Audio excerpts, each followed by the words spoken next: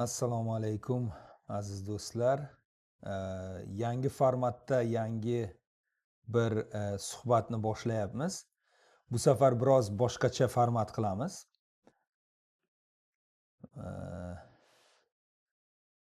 Assalomu alaykum yana bir bor. Yangi formatda yangi suhbat qilmoqchi edim. O'tgan safar ham bu suhbat juda maroqli o'tdi. Bugun men sizlarning savollaringizni olaman va javob beramiz. Istalgan Kanadaga tegishli savollaringizni berishingiz mumkin va men qo'limdan kelganicha javob beraman. Afsuski men bir nechta platformaga hozir jonli efir qilganligim uchun ham Facebook, ham Instagramdan mana shu yangi formatda suhbat qilishni bir sinab ko'ryapman. Sinovdan o'tkazyapman desam bo'ladi. Agar ovoz yaxshi kelayotgan bo'lsa, shuni yozib yuborsanglar, juda mamnun bo'lar edim. Chunki bu yangi formatda ko'p narsalar yangi, hali o'rganmaganman. Lekin yangi formatda sizlarning savollaringizni eskicha usulda javoblantirishimiz mumkin, javob berishimiz mumkin. Hozir adashmasam men bir nechta joyda tekshirishim kerak. Facebookga ham ketyapti bu. Nimaga ham ketyapti? Adashmasam ham Facebookga ham ketyapti. Instagramga ham ketyapti va sizlarning savollaringizni olishim mumkin. Har doim sizlardan zo'r savol keladi. Men bu yangi formatni o'rganyapman, shuning uchun biroz sabrli bo'lamiz aziz do'stlar. Savollarni men mana bu shaklda olishni o'rganyapman. Mana bu shaklda, hozir ko'ramiz. Mana sinab ko'ramiz. Mana bu shaklda ko'ryapsizlar. Menimcha buni hozir sekin-sekin o'rganamiz birgalikda. Birgalikda o'rganamiz va nima qilib savollarga javob beramiz. Xo'pmi? Qani bir sinab ko'raylikchi, agar ishlayaptimi bu format. Bu format ishlayapti va savollarni shu formatda olaman va javob beraman. Mana hozir ilk savol keldi. Ilk savol keldi. Shuni birgalikda javob beramiz. Assalomu alaykum. Qizimni o'qishga tayyorlayapman Kanadaga. Juda yaxshi. Tabriklayman. Qizingiz iloyinam ilmlari ziyoda bo'lsin. Xudo xolasa yaxshi natijalarga erishing. Agar savollaringiz bo'lsa, bemalol savollarni ham olishim mumkin. Mana bu mana fikr keldi, zo'r kelyapti. Juda yaxshi. Ya'ni bu format ishlayapti. Men bu formatni o'rganyapman. O'zi IT mutaxassisi emasman, lekin yangi bir platformada yangi narsalarni, texnologiyalarni sinab ko'ryapmiz. Zo'r. Bo'lmasa ovoz zo'r kelyapti ekan. Keyingi savolga o'tamiz. Agar savollaringiz bo'lsa, Instagramda ham, Facebookda ham savollarni berishingiz mumkin. Iloji boricha men hammasiga javob beraman. Yaxshi, ovoz yaxshi deyishibdi. Katta rahmat. Paul, sizga ham katta rahmat. Bu format yaxshimi? Mana shu formatda qilsak yaxshimi? Shu haqida ham fikrlaringizni nima qilib qolaman. Bu format yaxshi bo'lsa, shu bilan davom etamiz. Ajoyib. Bo'ldi. Mana endi kelishib oldik formatni. Nadizadan savol: viza olishga qayerga bizni chaqiradi? Talaba vizasiga va umuman Kanadaga viza topshirayotganda hamma narsa onlayn topshiriladi.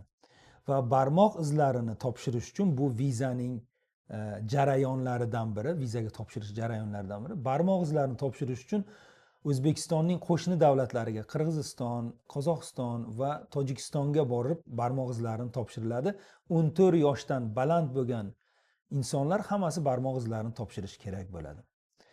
Afsuski O'zbekistonda barmoq izlarini topshiradigan markaz yo'q. Viza onlayn topshiriladi, keyin sizga barmoq izlaringizni topshirish haqida xat keladi, barmoq izlaringizni topshirasiz, undan keyin viza qarori chiqadi. Agar viza qarori pozitiv bo'lsa, ya'ni ijobiy qaror chiqsa, sizdan pasportingizni so'rashadi. Pasportingizni ham o'sha viza jarayonida barmoq izlaringizni topshirgan markazga pasportingizni jo'natasiz va taxminan 2 haftada pasportingizga viza bosilib qaytadan jo'natiladi. O'sha viza markazining davlat tomonidan tayinlangan viza markazining kuryer xizmatlaridan foydalanasiz. Mana shunaqa bir jarayon bo'ladi. Yana savollar bo'lsa bemalol men savollarni ochib olay, chunki Savollar juda ko'p kelyapti. Katta rahmat. Yangi qo'shilganlarga assalomu alaykum deymiz hammalariga. Juda yaxshi. Abdukarimdan savol keldi. Mana Abdukarimning savoli. Assalomu alaykum. Kanadaga migratsiya siyosati bir yilda necha marta o'zgarib turadi? Hozirgi dunyoning yangi jarayonlarida juda tez o'zgarib turyapti. Kanadaning umumiy immigratsion siyosati shunday o'zgardiki, bizga son muhim emas, sifat muhim degan harakatda va oxirgi yillarda Kanadaning aholisi tez oshib ketganligi sababli hozir aholi sonini unchalik oshirmasdan, lekin vaqtincha o'qib yurgan yoki vaqtincha ishlab yurgan, vaqtincha statusda bo'lgan insonlarni doimiy yashovchi statusiga o'zgartirish harakatlari boshlangan. Bu albatta har doim tanlov ostida bo'ladi va ball yig'ish jarayonida bo'ladi bu narsalar. Men hozir tekshiryapman, Facebookdan nimalar kelmayapti, faqatgina Instagramdan savollar kelyapti. Yaxshi savollar kelyapti, davom etishimiz mumkin.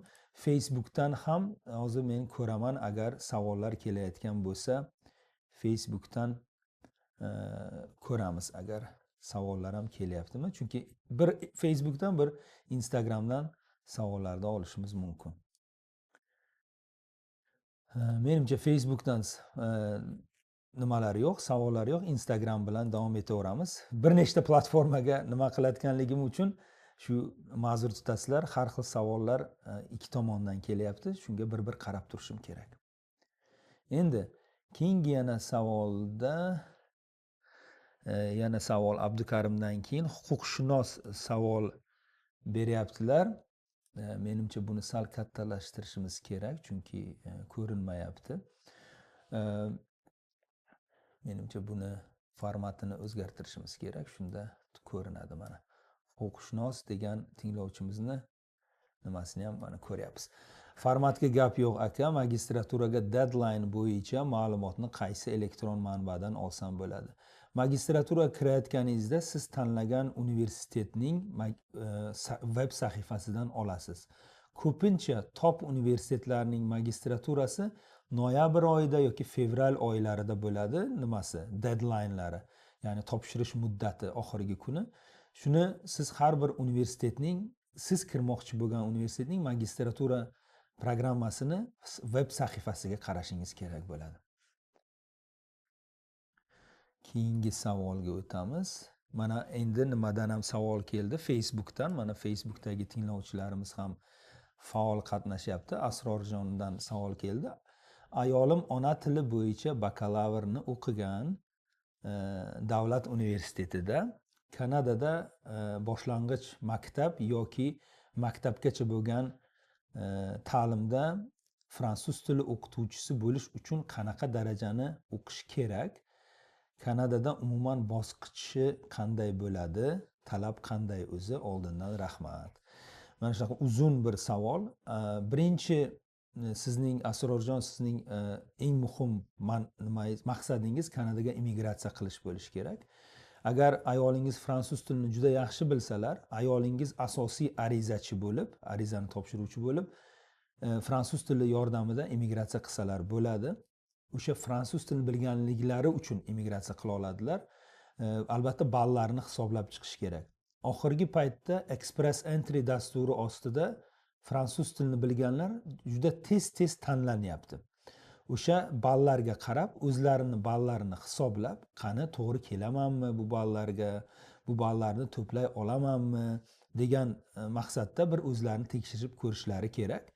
O'shandan keyin Kanadaga kelib olgandan keyin dars berish, o'qituvchilik qilish u o'zi davlat maktablarida o'qituvchi litsenziyasi olinishi kerak. Lekin fransuz tili o'qituvchilariga ehtiyoj ko'p bo'lgani uchun o'sha litsenziyani olmagan, lekin politsiya tekshiruvidan o'tgan va psixologik tekshiruvdan o'tgan insonlar o'qituvchilik qilishyapti. Buni ko'pincha substitute teacher deydi. Ya'ni bir fransuz tili o'qituvchilari yetishmaganligi uchun o'shalarni o'rniga fransuz tili darslarini bera oladigan darajada bo'lsa, menimcha yetarli bo'ladi. Ham pedagogik nimalari ham bor ekan ona tili bo'yicha. Lekin fransuz tilini o'rgatadigan darajada yaxshi bilishlari kerak bo'ladi. Yana savol Lion Tiger va alaykum assalom. Salom berganlarga ham umumiy qabul qilamiz salomingizni. Savol qayerda beriladi? Mana xuddi shunday hozir kommentariyada yozdingiz, xuddi shunday savol berilishi mumkin va men bu savolni ekranga olib chiqib qo'limdan kelganicha javob beraman. Bunday nimalarni maqsadi aziz do'stlar, bunday jonli efirlarni maqsadi men to'g'ri ma'lumot berish, to'g'ri yo'nalish berish. Bu yo'nalishni aniqlaganingizdan keyin meni o'zimni professional tajribamga tayanib o'sha maslahatlarni yo'nalishni beraman. Siz borib yana qo'shimcha izlanasiz.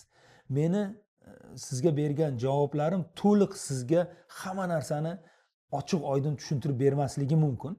Siz buni borib o'zingiz qo'shimcha izlanish bilan sizga yo'nalish olganingizdan keyin o'zingizga qo'shimcha borib izlanish bilan amalga oshiriladi. Yana savol keldi Pardayevdan.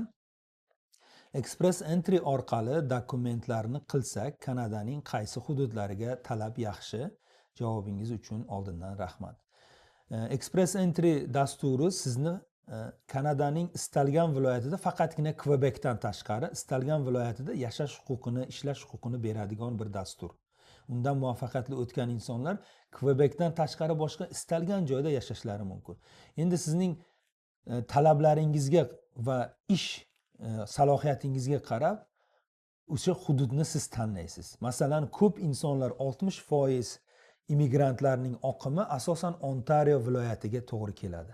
Chunki Ontario viloyati bu 16 million aholisi bo'lgan viloyat, industrial bir markaz, moliyaviy bir markaz bo'lgan bir viloyat. Bu yerda Toronto shahri joylashgan. Ko'p insonlar Ontarioga harakat qilishadi. Lekin boshqa davlatlar, boshqa hududlarda ham immigrantlarga ehtiyoj bor. Sizning kasbingiz, sizning yashash tarzingiz, balki sizga shahar yoqmasa, balki sal kichikroq hududlar yoqadi sizga. Shunga qarab o'zingiz tanlayverasiz, xudo xolasa. Eng muhimi Express Entry'dan o'tganingizdan keyin bemalol tanlash erkinligingiz bor. Express Entry'dan o'tib oling, keyin u yog'i oson bo'ladi. Yana bitta savol keldi Umidadan. Mana Umida aytayaptiki, assalomu alaykum va alaykum assalom. Agar PR chiqsa, permanent residence chiqsa, bolalarni maktabini qanday hal qilib ketiladi? Mayda tugatib ketgan yaxshimi yoki sirazi ketgan yaxshimi? Menimcha o'zingizni oilaviy sharoitingizga qaraysiz. Chunki permanent residence vizasi chiqqanidan keyin 1 yilga beriladi. 1 yil ichida Kanadaga kirishingiz kerak. Chunki bir davlatdan boshqa davlatga ko'chish bu og'ir bir jarayon, ya'ni yengil emas. O'sha jarayonga tayyor bo'lib, o'sha jarayonni qiyinchiliklariga tayyor bo'lib kelganingiz ma'qul. Ya'ni darrov kelish sharti yo'q. O'shaning uchun 1 yillik bir viza beriladiki, inson o'zini vatanida yashab turgan joyida balki kerakli tayyorgarliklarni ko'radi, mashinasini sotadi, balki uyini sotadi va hokazo. Keyin permanent resident sifatida Kanadaga kirib kelishi mumkin. Ko'pincha oson bo'lar edi agar yoz paytida kelinsa. Chunki yoz paytida ko'nikmalar, keyin mana kecha yoqqan qorni ichiga kirib kelsangiz, voy Kanada shumikan deb qo'rqib ketishingiz mumkin. Aslida unday emas, Kanadaning go'zalliklari bor. Meni amaliy tavsiyam yoz paytida kelsangiz, bolalaringiz ko'nikadi, tillarini salgina rivojlantiradi. Siz o'zingiz davlatni sekin-sekin o'zlashtirasiz, o'zingizga moslashtirasiz. Keyin sentyabrgacha maktabini hal qilib, mahallani hal qilib, qayerda yashashingizni hal qilib, sekin-sekin joylashib ketishingiz osonroq bo'ladi. Meni tavsiyam shunday. Shoshilmasdan har bitta narsani hisob-kitobini qilib kelgan ma'qul. Ovoz past ekan deyaptilar. Ovoz pastmi haqiqatdan ham?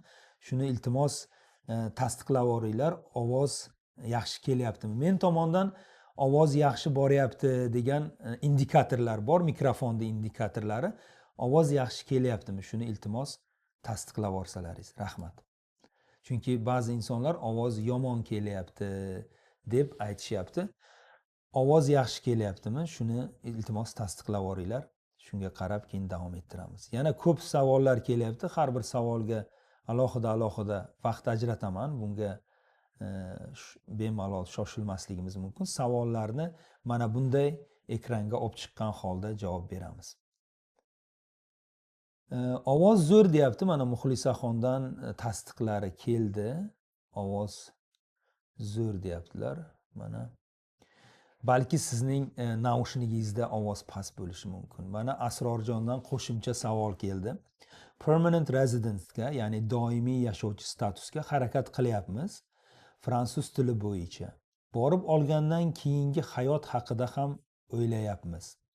Kanada qurilish bo'yicha biznes qilayotgan o'zbeklar bormi? Ha, bor. Aksariyat biznes egalari qurilishda. Shu sohada faoliyatni boshlash ham rejam bor edi. O'zbeklar ko'pincha qaysi ommalashgan bizneslarni qilishadi? Birinchi o'rinda qurilish, ikkinchi o'rinda menimcha biznes jihatidan logistika sohasida ishlashadi.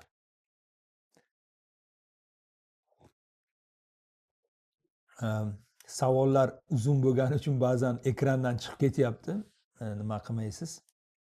Aybga buyurmaysiz. Yangi platformani sinab ko'ryapmiz aziz do'stlar. Yangi platforma sizga yoqayaptimi? Yoqayotgan bo'lsa, like, yoqtirmani bosib yuborasizlar. Subyektivni gaplaridan foydalangan holda. Agar yaxshi bo'lsa, shu formatda xudo xolasa davom ettirishga harakat qilamiz. Bu formatni o'zimiz ham o'rganyapmiz. Biz uchun ham bu yangilik. Keyingi savolga ketamiz. Ovoz zo'r debdilar. Rahmat Muxlisaxon, ovozda tasdiqlab yubordingiz. Katta rahmat. Agar shu format sizga yoqayotgan bo'lsa, albatta like ni bosasiz. Men shundan sizdan sizni tavsiyalaringizga binoan bu formatni davom ettirishimiz mumkin kelajakda. Yana boshqa savollar bor. Boshqa savollarga ham murojaat qilamiz.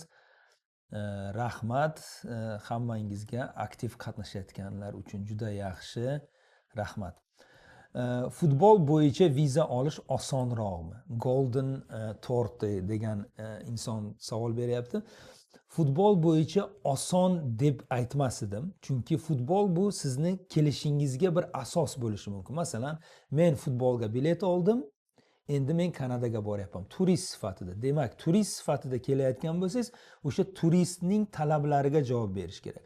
Turistni analiz qilayotganda viza ofitserlar 4 ta narsaga e'tibor beradi. Birinchisi, sizni kelish sababingiz, mana futbol deylik. Ikkinchisi, moddiy tomoningiz. Siz haqiqatdan ham turist bo'la olasizmi? Chunki turist inson Kanadada o'rtacha kuniga $100 xarajat qiladi.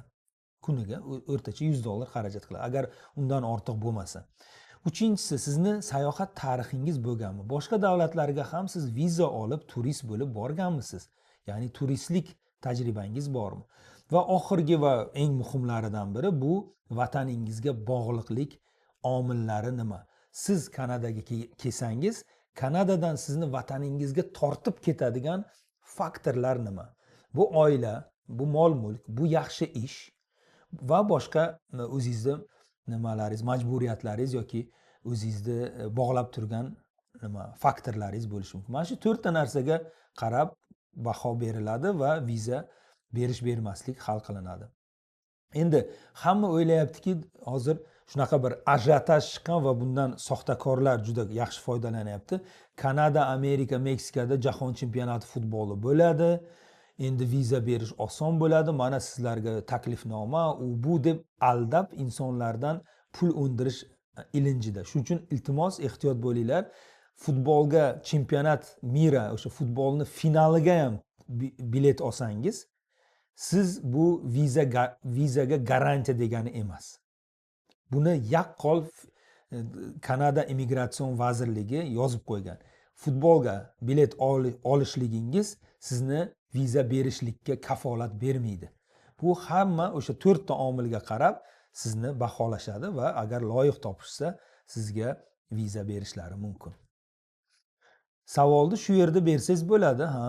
Va alaykum assalom. Tiger mana so'rayaptilar. Lion Tiger ham yo'lbars ham sher ekanlar. Ha, shu yerda savollarni so'rasangiz bo'ladi. Mana shu yerda bersak bo'ladi debdilar. Ha, shu yerda savollarni bersa bo'ladi. Yana muxlisadan savol kelibdi. Uzr, kecha savolimga javob ola olmadim. Vrachlik diplomim bilan job offerga topshirib, nurse bo'lib ishlay olamanmi va PR olib qola olamanmi? Juda yaxshi bir savol muxlisaxon. Hozir Kanadada tibbiyot xodimlariga talab ko'p bo'lganligi uchun bu mavzu juda aktual. Hozir masalan Saskachevan viloyati yoki boshqa viloyatlarda siz job offer ololsangizgina immigratsion programmaga kira olasiz. Kirganingizdan keyin Kanadaga bir kanadalik doktorning qo'l ostida sekin-sekin o'zingizni kasbingizni va litsenziyalaringizga harakat qilishingiz mumkin. U xoh doktorlik litsenziyasi bo'lsin, xoh hamshiralik litsenziyasi bo'lsin. Albatta doktorlik kasbiga siz job offer ola olsangiz, bu zo'r. Chunki siz kanadalik doktor ostida sekin-sekin faoliyatingizni boshlaysiz va litsenzirованиеңizni boshlaysiz. Shuning uchun siz litsenzирование haqida ham o'qib chiqing. Lekin job offer hamshiralik tomonidan bo'lsa ham bu sizga Kanadaga kelishingizga va hattoki permanent residence olishingizga ham ko'mak berishi mumkin. Bu albatta eng qiyin masala bunda job offer olish. Ya'ni masalan Saskachevan viloyatidagi shifoxonalardan va klinikalarda e'lonlari bor, ish e'lonlari. O'sha e'lonlarga topshirib, men Saskachevanga borib, shu klinikada ishlamoqchiman deb topshirganingizda, hamma topshirganlar orasida sizni tanlab, sizga ish taklifi berilsa, bu sizni kandidaturangizni juda kuchaytiradi. Yana savol keldi Roziyadan, uzr. Sayohat qilish ko'p bo'lgan bo'lsa, permanent resident olishga qanday imkoniyat beradi yoki umuman sayohatlar tarixi bo'lmagani ma'qulmi? Permanent residence ga sayohatlar tarixini ahamiyati yo'q. Chunki permanent residence bu sizni doimiy yashovchi sifatida Kanadaga kelishingizga qarab chiqadi. Ya'ni boshqa kvalifikatsiya, boshqa kriteriyalar bilan baholaydi. Turist vizasi bilan permanent residence orasida yer bilan osmoncha farq bor. Turist vizasi nima degani? Kanadaga keladi, aylanadi, yana vataniga ketadi degani. Permanent residence esa Kanadaga keladi va qolib ketadi degani. Permanent residence. Shuning uchun bu ikkita kriteriya, bu ikkita toifani kriteriyalarni aralashtirmagan ma'qul. Permanent residence ga topshirgan va loyiq topilgan insonlar vataniga qaytib ketadi degan kutuvlar bo'lmaydi ularda. Aksincha, Kanadada yashab qoladi degan kutuvlar bo'ladi. O'shaning uchun permanent residence ga o'tish talablari va tanlovi juda qattiq bo'ladi. Chunki bu yerda qo'lga kiritiladigan yutuq juda baland yutuq. Lion Tiger shu yerda savol bersak bo'ladimi deb bir necha marta so'radingiz. Shu kommentariya yozyapsiz-ku, shuni o'rniga savolingizni yozsangiz yaxshiroq bo'ladi. Biz savolingizga javob beramiz.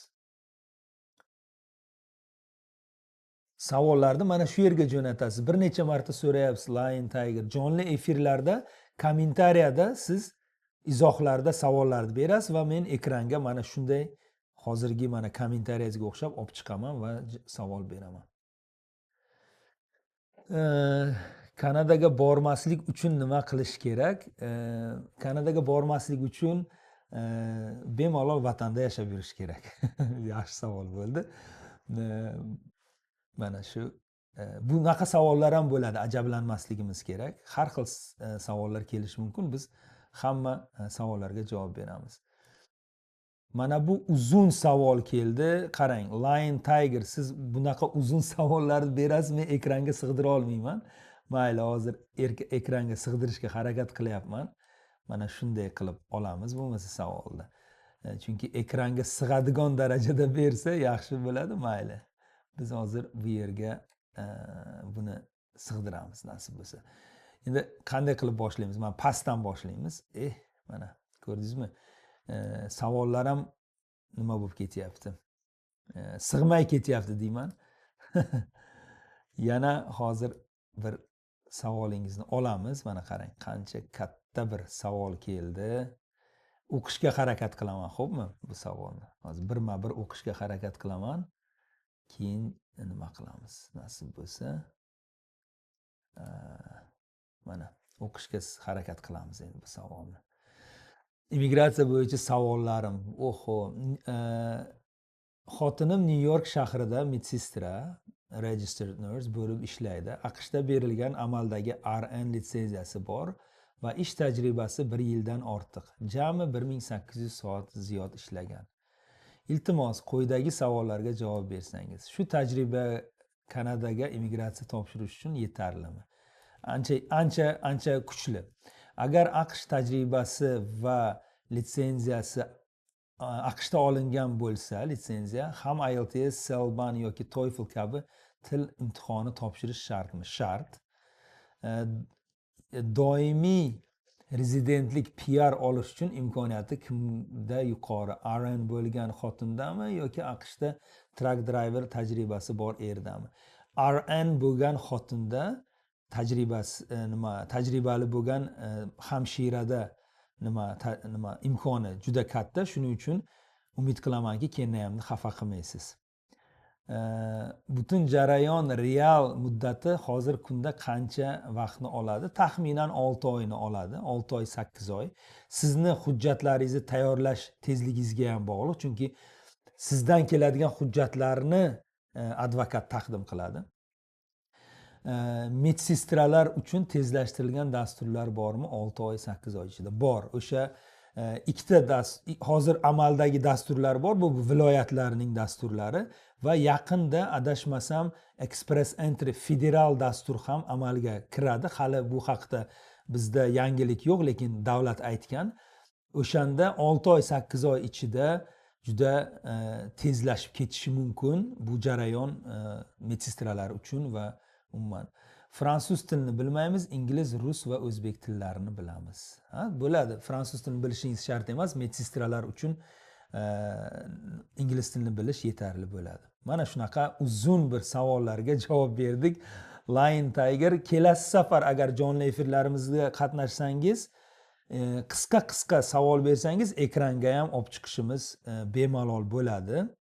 Mana hozir endi biz nimalarni keyingi savollarga davom etamiz, xudo xolasa. Rahmatovdan savol keldi.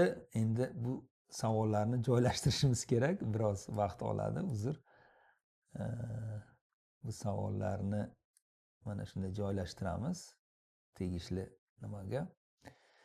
Bu yangi platformani shunisi nima o'rganishimiz kerak.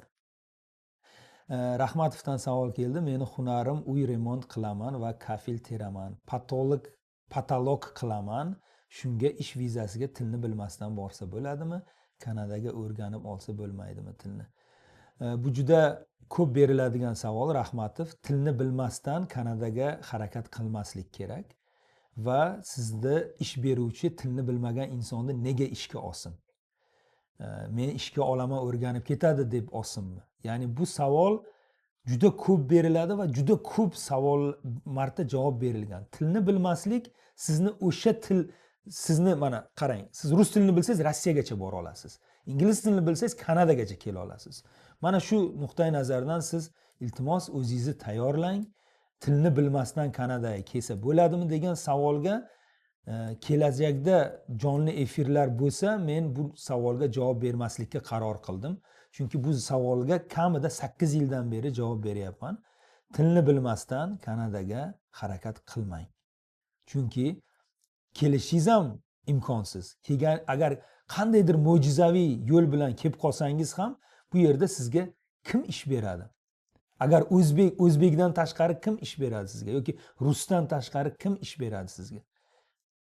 Ya'ni siz ish qidirayotganingizda ham o'zingizni juda yomon ahvolga qoldirasiz. Juda yomon ahvolga qoldirasiz. Shunaqa. Ahmad Komilov o'qituvchi bo'lib borsa bo'ladimi? O'qituvchilik kasbi bu litsenziyalashgan va nazoratdagi kasb bo'lgani uchun o'qituvchilarda uncha immigratsiyasi nima emas. O'qituvchi kasbiga tayanib immigratsiya qilish menimcha juda qiyin. Lekin til bilishga qaratilgan. Masalan, fransuz tilini yaxshi bilsangiz, shunga tayanib va pedagogik tajribangiz bo'lsa, shunga tayanib immigratsiya qilsangiz bo'ladi.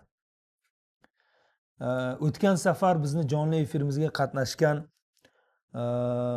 Shokirjon do'stimiz yana duolari bilan bizga murojaat qilyaptilar. Rahmat duolaringiz uchun. Afsuski, sizni savolingiz yo'q ekan. Demak, siz yo troll sifatida kommentariya beryapsiz, chunki trolllar ham juda ko'p. Agar troll bo'lmasa, savollaringizni bir berib ko'ring. Mana shu duolardan tashqari, duolaringiz uchun minnatdorman. Juda katta minnatdorchiligimni bildiraman. Agar savolingiz bo'lsa, bemalol savol berishingiz mumkin. Roziyadan yana savol keldi.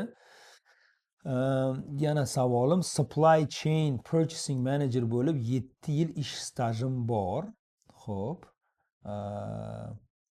Sizni savolingiz ham biroz katta bo'lgani uchun sig'mayapti negadir. Bunday qilib sig'diramiz. Okay. 7 yil ish stajim bor, IELTS 6+. Menga nima maslahat berasiz? Job offer olish kerakmi yoki express entry job offersiz topshirgan ma'qulmi? Agar siz faqat bakalavr diplomingiz bo'lsa, bu kriteriyalar bilan siz express entrydan o'ta olmaysiz. Hozirgi paytda express entry dasturi juda o'tish ballari juda baland. Harakat qilib ko'ring job offer olishga. O'shanda work permit bilan kelib, undan keyin Canadian experience qilib, Kanada ish tajribasini qilib, undan keyin nima qilishingiz mumkin? Nima deydi? Undan keyin immigratsiya qilishingiz mumkin.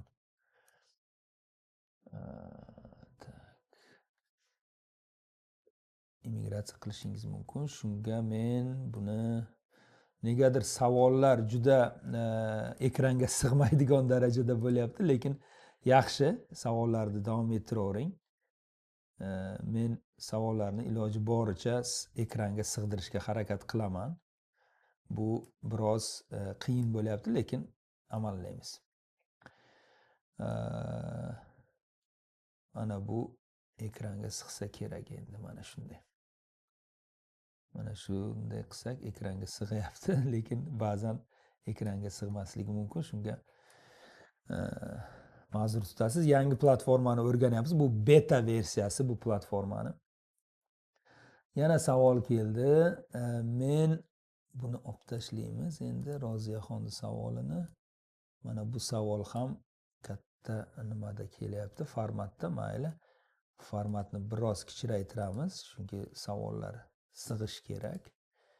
Mana shunday qilib qo'ysak, menimcha yaxshi bo'ladi. Mana shunday qilib qo'ysak. Yaxshi. Men ingliz tili o'qituvchisiman. IELTS ballim 8. Fransuz tili o'rganyapman. Kanadada fransuz yoki ingliz tili o'qituvchisi bo'lib ishlasam bo'ladimi? Hozirda O'zbekistonda $2000 topyapman.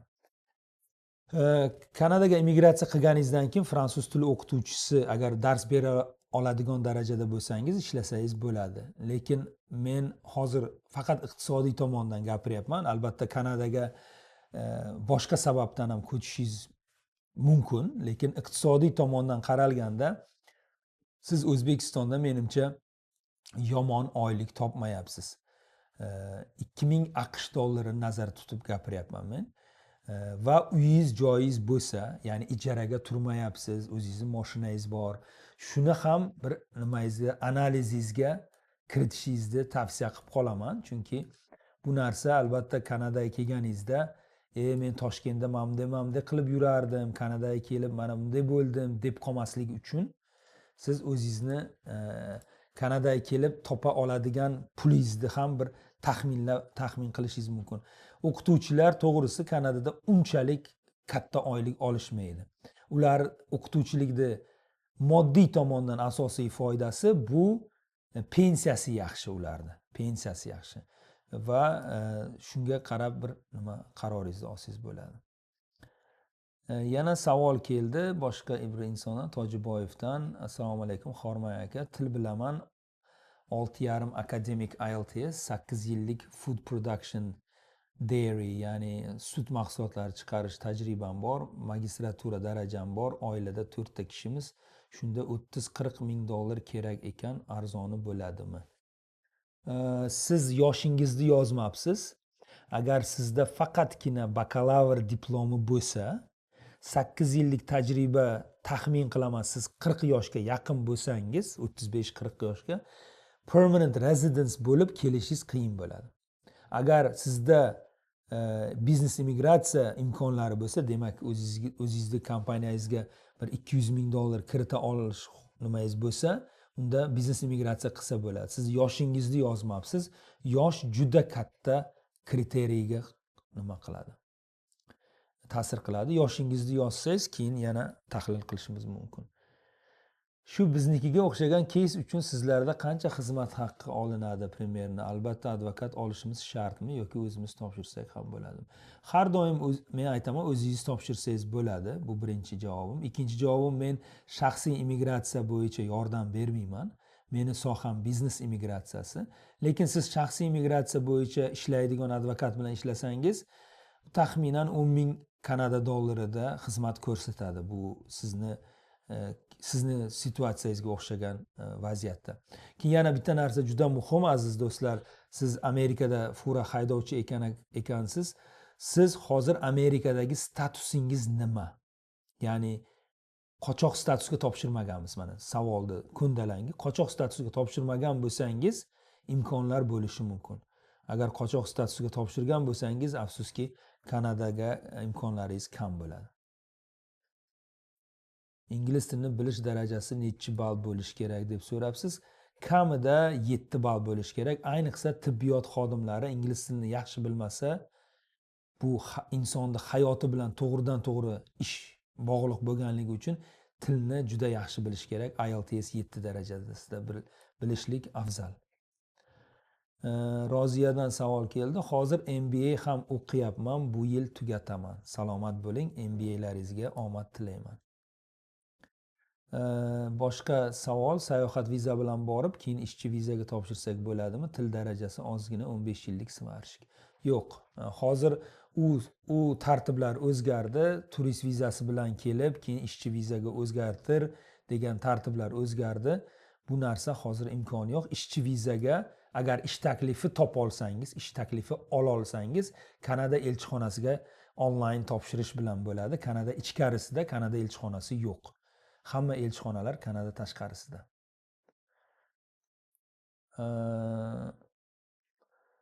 Fransiyaga ishchi viza oldik. Tabriklayman Oqmirzayev va Fransiyani ID kartasi olinmoqchi. Bu Kanadaning ko'chishga yordam beradimi?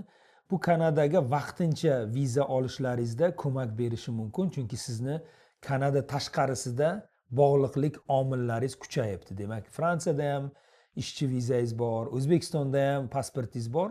Kanadadan tashqarida sizni omillaringiz kuchli bo'lsa, vaqtincha viza turlariga yordam beradi. Lekin doimiy viza turlariga sizni kriteriyalarıngiz boshqacha. Ya'ni Fransiyada fuqarosi bo'lsa ham o'sha doimiy viza permanent residence ga tanlov ostida o'tadi. Fransiya fuqarolari ham hattoki. Yana savol keldi. Fransuz tili bilan B1 er-xotin PR ga topshirsa ball 418 chiqadi deyapti. O'ta olsa bo'ladimi? ChatGPT chiqarib berdi, shunday deb bo'ladimi? Fransuz tili bo'yicha hozir ballar 418 bo'lmadi, lekin menimcha o'tsa bo'ladi. Fransuz tiliga tayangan holda yaxshi natija olsa bo'ladi. Fransuz tili bo'yicha immigrantlar sonini ko'paytirishmoqchi, shuning uchun ballar salgina pastga tushadi degan umiddaman. 418 fransuz tili bilan kelayotgan inson uchun yomon ball emas. Okay. Magistraturaga o'qishga oilaviy ketsa bo'ladimi? Magistraturaga kirgan talabaning oilasi birga kelsa bo'ladi. Butun oilaning xarajatini ishlamay turib qoplay olsa. Davlat aytadiki, butun oila xarajatini, talabaning yashash puli va har bir qo'shimcha oila a'zosi uchun $3,500 ko'rsatish kerak bo'ladi. O'shanda shuni qoplay oladimi? Bu inson ishlamagan holda o'shanga moddiy kuch ko'rsatsa, oilasi bilan kelsa bo'ladi.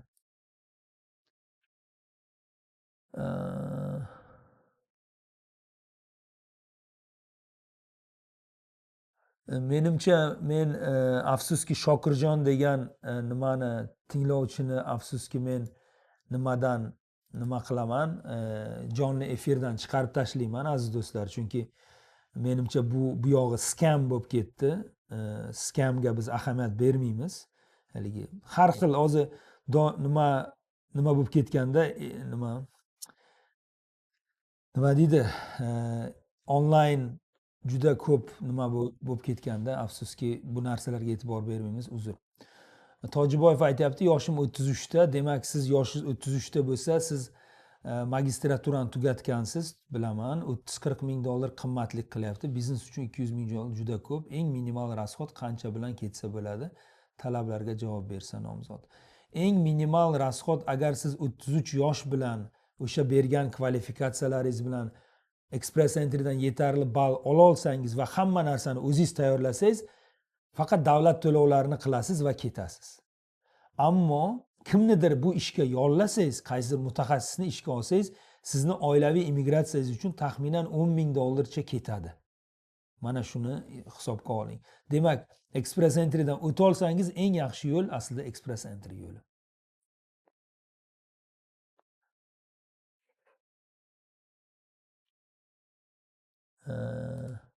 Ziyodaxon aytyaptilarki, men speech terapistman, ya'ni menimcha logoped bo'ladimi bu ism nima?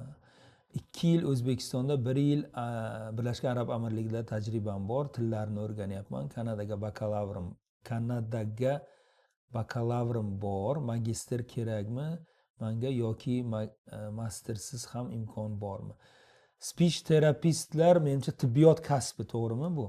Adashmasam, tibbiyot kasbi bo'lsa, siz o'sha tibbiyot yo'nalishi bo'yicha bir harakat qilib ko'ring, Ziyodaxon. Kvalifikatsiyangiz yaxshi ekan, harakat qilib ko'ring. Menimcha magistratura kerak emas, eng muhimi job offer olishingiz. Ya'ni job offer ola olsangiz, menimcha yaxshi bo'ladi bu nimasi, imkoniyatlar. Keyingi nimamiz? Keyingi immigratsiya uchun malakali konsultant tavsiya qila olasizmi? Ha, malakali konsultant, immigratsion konsultantmi yoki nimami? Yoki advokatmi? Immigratsion konsultant bo'lsa, meni o'zim tanigan konsultant bor. Hozir men uni nimasini topaman-da, sizga tashlayman. O'shani ko'rishingiz mumkin va albatta har bir tavsiyaga borib siz nima qilishingiz kerak bo'ladi. O'zingiz tekshirishingiz kerak bo'ladi. North Vision Immigration degan bir konsultant nima bor? Konsultant o'shanga murojaat qilsangiz bo'ladi. Mana men North Vision Immigration men uni yozdim. Nimasini? North Vision Immigration deb Google qilsangiz bo'ladi. O'rta sohaga medical emas. Medical bo'lmasa, Ziyodaxon, demak siz baribir ham job offer olishga harakat qilib ko'ring. O'sha eng oson yo'li bo'ladi. Chunki magistraturasi yo'q inson hozir permanent residence'ga immigratsiya qilishi juda qiyin bo'lyapti. Magistraturasi bor insonlar juda ko'p nimada, tanlovda ishtirok etyapti. Shuning uchun ularning ballari juda baland. Savol keldi. Nicholas Turner 02 dan PR ga Kanada magistratura qilib topshirgan yaxshimi yoki magistraturani chet elda arzonroq top bo'lmagan universitetda o'qib 1 yillik ish tajriba bilan topshirgan yaxshimi? Yo'nalishim ekonomika plus data science, yoshim 23 ta. Menimcha chet elda umuman top bo'lmagan universitetda o'qish o'zi afzal emas. Agar Kanadada universitetga kira olsangiz, magistraturani Kanadada o'qigan yaxshi. Top universitetda iloji bo'lsa, top universitetda o'qigan yaxshi. Chunki immigratsiya nuqtai nazaridan, permanent residence olish nuqtai nazaridan hozir Kanada siyosati aytayaptiki, davlat siyosati Kanadani ichkarisida o'qib ishlab yurgan insonlardan biz permanent residence olaylik deyapti. Demak, ham permanent residence'larni olamiz, ham aholi sonini ko'paytirmaymiz. Sifatli insonlar, Kanadada pishib yetilgan insonlarni olamiz degan siyosat olib boryapti. Shu nuqtai nazardan faqat permanent residence tarafdan qarasak, siz Kanadada o'qiganingiz afzalroq. Okay? Kanadada o'qiganingiz afzalroq. Yana savollar kelyapti. Yana bir nechta savol kelyapti. Bugungi formatimiz sizga ma'qul bo'layotgan bo'lsa, albatta yoqtirma, like ni bosing. Chunki bu formatni biz sinab ko'ryapmiz. Agar shu formatda davom etishimizni xohlasangiz, albatta like ni bosishni unutmang. Tojiboyevdan yana savol keldi. Tojibayevdan savol keldi. Express entry job offer olish o'ta qiyin ekan. Job bank job pozitsiyalariga apply qilyapman, lekin javob kelmayapti. Nima maslahat berasiz job offer olish uchun? Siz topshirayotgan hujjatlarni bir tekshirishni tavsiya qilaman. Siz Kanada usulida rezyume topshiryapsizmi? Va job bankda shunga e'tibor bering. Agar bitta ish e'loniga vakansiya bir dona bo'lsa, demak u vakansiyani egasi bor allaqachon. Davlat uni majbur qilgani uchun job bankda e'lon beryapti. Tushunyapsizmi? Bu bir. Ikkinchi, siz topshirayotgan ishning lokatsiyasiga qarang. Agar o'sha lokatsiyasida ishsizlik darajasi 6% dan oshgan bo'lsa, chet eldan ishchi olib kelish taqiqlanadi. Bu ikkinchisi. Va uchinchi sizga tip, bu siz vakansiyasi ko'p ishlarga topshiring. Ko'p ishlarga. Masalan, bitta e'lon bor, lekin 5 ta vakansiyasi bor o'sha e'londa ostida. O'shalarga topshirishga harakat qiling. Keyin albatta sizni kasbingiz ham juda muhim. Masalan, siz misol uchun men sizni yaxshi tanimayman, lekin misol siz advokat bo'lsangiz, O'zbekistonda huquqshunossiz. Kanadada 1000 ta joyga topshiring ham sizni advokat sifatida hech qachon olmaydi. Chunki advokatlik uchun Kanadada litsenziyangiz bo'lishi kerak. Tushunyapsizmi? Mana shunaqa kasblarga ham e'tibor beramiz. Regulirованный, ya'ni regulated professionlar bor.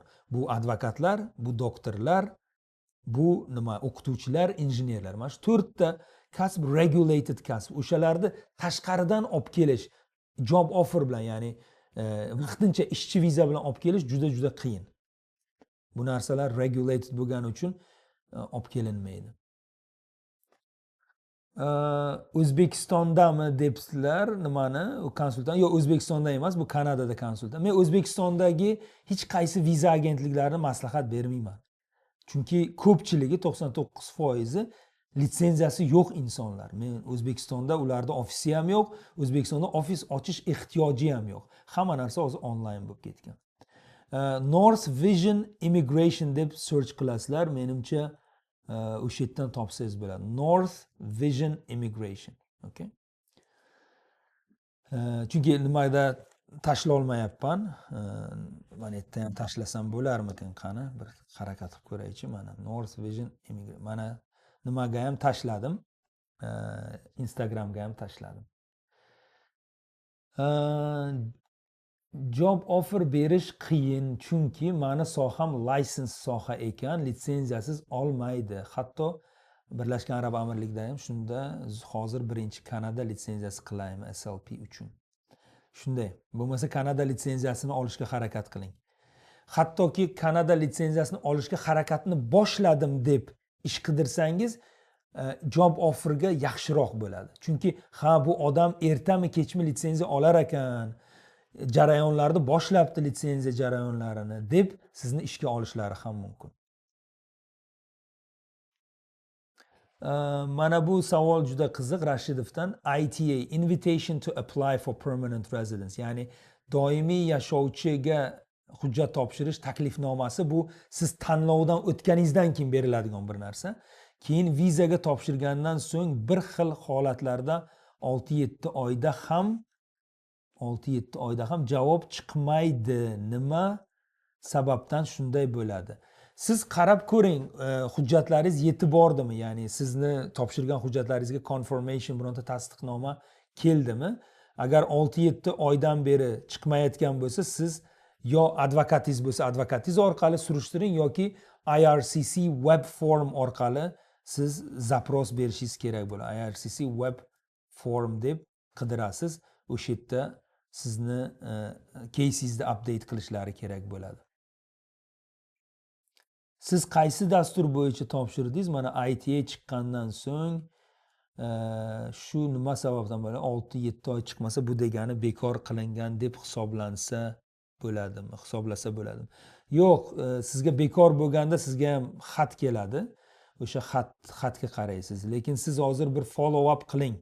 Rashidov 88. Firuzbekdan savol keldi. Magistraturada o'qiganda bolalarni oldindan olib ketgan yaxshimi yoki keyinroq moliyaviy tarafimiz o'rtacha? Keyinroq olib ketgan yaxshi. Chunki birdaniga olib ketaman desangiz moliyaviy tomoningizni ko'rsating deydi. Magistraturaga kelyapsiz, sizni yashash xarajatingiz bor, o'qish xarajatingiz bor va oila xarajati bor. Mana shu 3 ta narsani qoplaydigan darajada pul ko'rsating deydi. Shuning uchun siz oldin magistraturaga keling, ko'ring, qanaqa joylar, qanaqa imkonlar, o'shandan keyin siz oilangizni olib kelganingiz ma'qulroq bo'ladi. Yana savol keldi Rahmatovdan. Ayolim ingliz tilini biladi, 6,5 IELTS'i bor. Kollejga topshirsa menga ishchi viza beradimi? Yo'q. Kollejga kirgan talabalarni oilasiga ishchi viza bermaydi. O'qish pulini o'sha yerdan qoplab bersam bo'ladimi? Amaliyotda bo'lishi mumkin, lekin davlat uni hisobga olmaydi. O'shaning uchun magistraturaga kirganingizdan keyin oilani xarajatlari butun ishlamagan holatida qoplay oladigan summa ko'rsatish kerak. Tushundingizmi? Va 1 yilligini O'zbekistondan turib qoplasam bo'ladimi? Endi qoplasa bo'ladi, ayolingiz magistraturaga kirish kerak. Kollejni unutinglar. O'zbekiston fuqarolari kollejni unutish kerak. Chunki kollej O'zbekiston fuqarolari maqsadiga xizmat qilmaydi. O'zbekiston fuqarolari aytadiki, men kollejga kiray, yo'q, men o'qishga kiray, ham oilamni olib kelay deydi. Hozir davlat aytdiki, yo'q, o'qishga magistraturaga kirsang oilangni olib kelasan. PhD ga kirsang oilangni olib kelasan. Kollejga kirgan odam kesin kollejni o'qisin, vataniga qaytib ketsin deydi. Tushunyapsizmi? Talabalarni sonini qisqartirganligini asosiy sababi shu kollej muammolari. Chunki kollejlar yotib olib diplomni pechat qildi. Kimni xohlasa qabul qildi. Hozir nafas olgan insonni qabul qildi. Nafas olsangiz bo'ldi. Kollejga kirdingiz. Magistratura va PhD ga tanlov bilan kiriladi. Tushunyapsizmi? O'shaning uchun davlat ham aqlsiz emas. Davlat aytdiki, oilangni olib kelmoqchimisan, marhamat magistraturaga kir dedi. Yoki PhD ga kir dedi. Kollejni unutish kerak. O'zbekiston fuqarolari uchun kollej xizmat qilmaydi. Agar albatta oilasiz kelaman, kollejda o'qiyman, keyin ketaman desangiz, mayli, kollejga kiravering. Lekin oilamni olib kelaman deyishingiz bilan o'sha kollejni unutishingiz kerak. Tushunyapsizmi? Salomat bo'ling. Agar bu yangi formatimiz sizga ma'qul tushayotgan bo'lsa, albatta like ni bosing, buni qo'llab-quvvatlang. Men chunki yangi formatni o'rganyapman. Bu yangi format sizlarga ma'qul keladimi, yo'qmi, o'zi foydali bo'ladimi, shuni ham bilmoqchiman, to'g'risi. Mana o'zimizni qanday qilib mustaqil Kanadaga borsak bo'ladi? Jahongirdan yaxshi savol keldi. Tilni o'rgangan holda, ingliz tilini va iloji bo'lsa fransuz tilini o'rgangan holda, fransuz tili bilan hozir mustaqil kelayotganlar juda ko'p, fransuz tili yordamida. Express Entry frankofon yo'nalishi. Express Entry frankofon yo'nalishi bo'yicha Rashidov, siz albatta follow up qiling. Agar oradan 6 oy, 7 oy o'tib ketgan bo'lsa, albatta follow up qiling.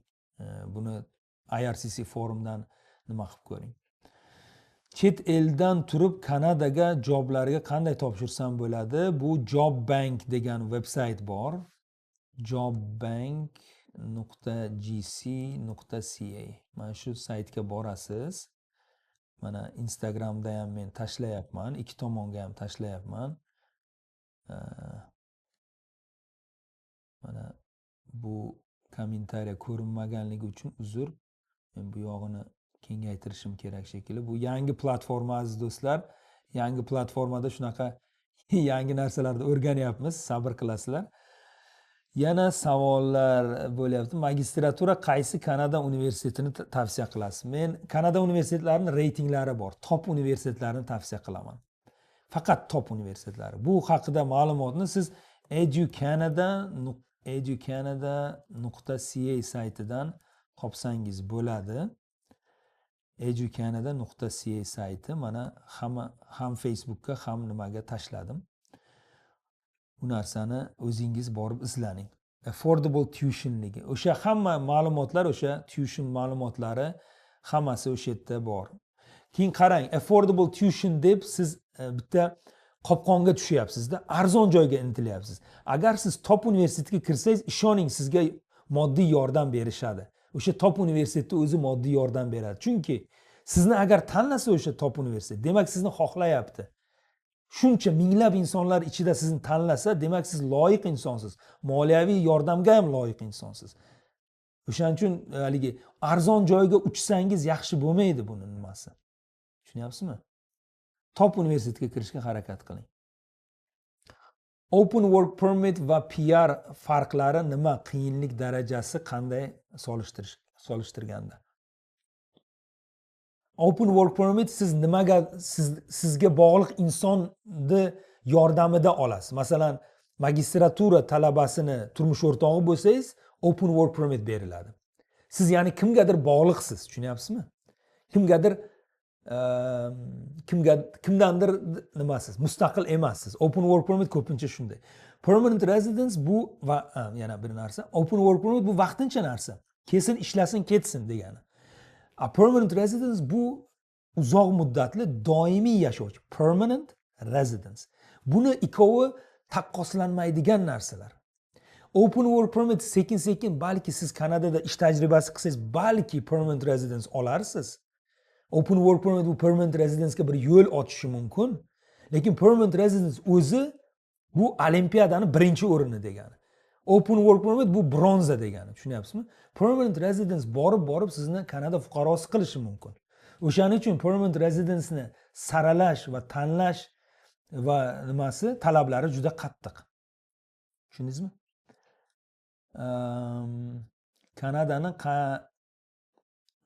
Kanadani qanaqa odamlarga tavsiya bermaysiz?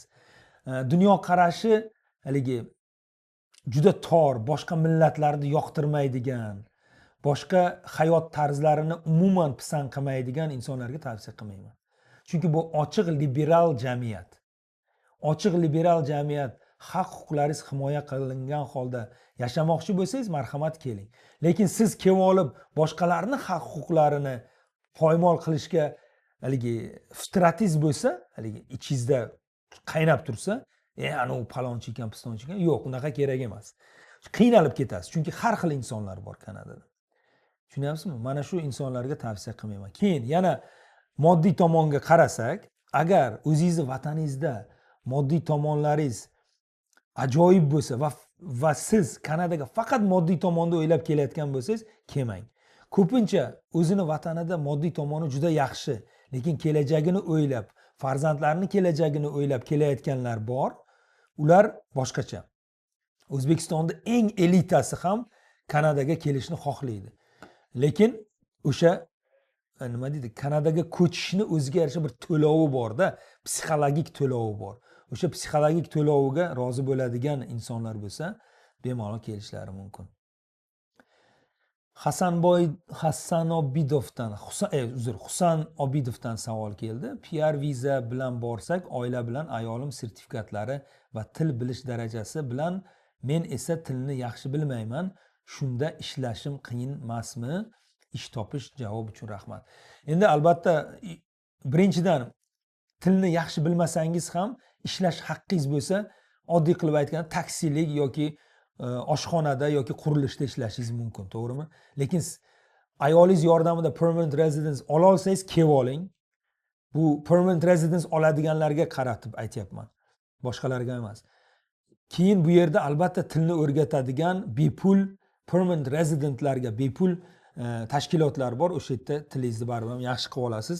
Shunda xudo xolasa ish topishingiz ham yaxshi bo'ladi. IT yo'nalishi bo'yicha Kanadaga ishga borsa bo'ladimi? Ingliz tilini bilaman, lekin sertifikat yo'q. Bo'ladi. Global Talent Stream degan yo'nalish bor. Global Talent Stream.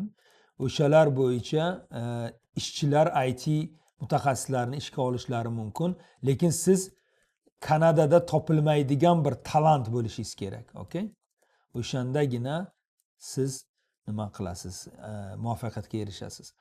Men bu formatni yangi boshladim. Agar bu format yoqayotgan bo'lsa, menga shaxsan yoqyapti, chunki men yozuvlarni ham yozishim mumkin. Mana kommentariyalarga o'zim ham yozyapman. Agar yoqqan bo'lsa, albatta laykni bosish esingizdan chiqmasin. Keyin Olkak degan insondan savol keldi.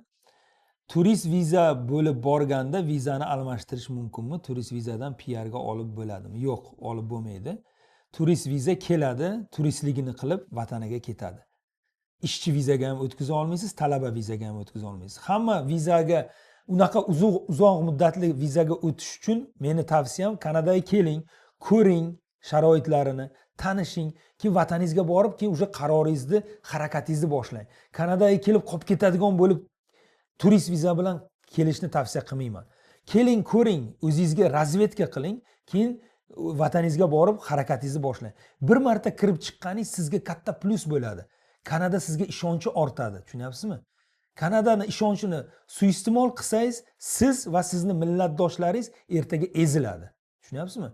O'sha tomondan strategik o'ylash vaqti keldi. Zo'r format deyaptilar. Ziyodaxon, katta rahmat sizga, ishlaringizga omad, feedback uchun katta rahmat. Salomat bo'ling. Qo'llab-quvvatlaganingiz uchun rahmat, baraka toping. Muhammaddan savol keldi. Bakalavrga open work permit beradimi? Bakalavrni bitirgan ba'zi programmalarga bitirganidan keyin work permit beradi. Buni oti postgraduate work permit. Uni oti open work permit desangiz, odamlar boshqa narsa bilan adashtirib yuboradi. Uni oti post graduation work permit. Bakalavr diplomini Kanadada muvaffaqiyatli bitirganingizdan keyin sizga postgraduate work permit berishlari mumkin. Mana bu men aytgan dastur IT nimalari Global Talent Stream degan nima bor. Dastur bor. Format zo'r. Salomat bo'ling. Formatni yoqtirganlar uchun katta rahmat. Aka tilni bilaman, lekin Canada.ca sayti express entry talablar, regulationlar, programmalar juda murakkab. Uni tushunishni o'zi qiyin. Ishonchli, arzonroq konsultant maslahat bering. Maslahat berdim. Agar faqat immigratsion konsultant bo'lsa, North Vision Immigration'da do'stimiz Laziz Rasulov bor, o'shani maslahat beraman. O'shani men nimalarini yozdim. Formatga tasanno. Salomat bo'ling. Salomat bo'ling. Jahongir, ishlaringizga omad. Rahmat qo'llab-quvvatlaganingiz uchun. Qaysi yo'nalishlarda Kanadada hozirda yuqori talabda? Bu medik, tibbiyot yo'nalishlarida yuqori talab bor. O'zi yo'nalish ham qanaqadir yuqori ballga sabab bo'ladimi PR olishda? Yo'nalish tanlanishga sabab bo'ladi, ball qo'shishga emas. Ball qo'shish sizning kvalifikatsiyalaringiz, fransuz tili bilishingiz, ish tajribangiz, yoshingiz, diplom darajangiz ball beradi. Lekin tanlanish ehtimolini ma'lum kasblar oshiradi. Masalan, tibbiyot kasblari oshiradi tanlovda. Tushunyapsizmi? Mana shunaqa. Ball qo'shmasa ham imkoniyatlarni oshiradi. Yo'q, men aytmoqchi bo'lgan narsa, agar universitetga o'qishga kirsa, turmush o'rtog'iga work permit beradimi? Yo'q, bakalavrga bermaydigan bo'lgan. Oldinlari berar edi. Hozir faqat magistratura va PhD talabalarining turmush o'rtoqlariga berilyapti. Okay? Aziz do'stlar, 1 soat bo'ldi suhbat qilganimizga, 1 soati 3 minut bo'ldi. Katta rahmat bu yangi formatda qatnashganlaringiz uchun. Hammaga o'zimni minnatdorchiligimni bildiraman. Kuzatishda davom eting. Xudo xolasa boshqa jonli efirlarda xuddi shunaqa formatda davom ettirishga harakat qilaman. Bu kompyuterda albatta o'rganishim kerak bu formatni. Xudo xolasa sizlar bilan yana diydor ko'rishguncha xayr, salomat bo'ling. Keyingi efirlarda ko'rishamiz. Xayr.